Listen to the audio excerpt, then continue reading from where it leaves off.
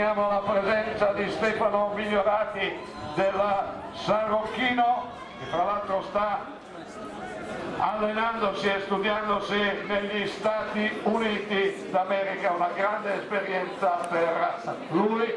Attenzione allora ai vari Sarpaio, Chinior e Rudolf.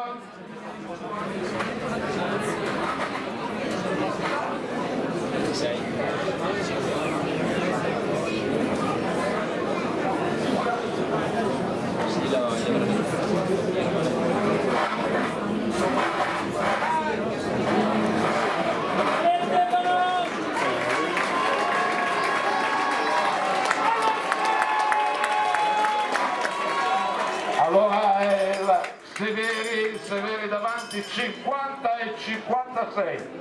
Buono, molto buono il passaggio di Severi.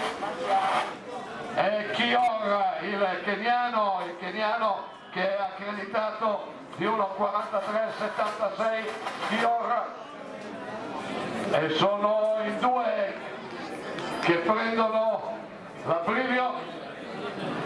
200 metri alla conclusione.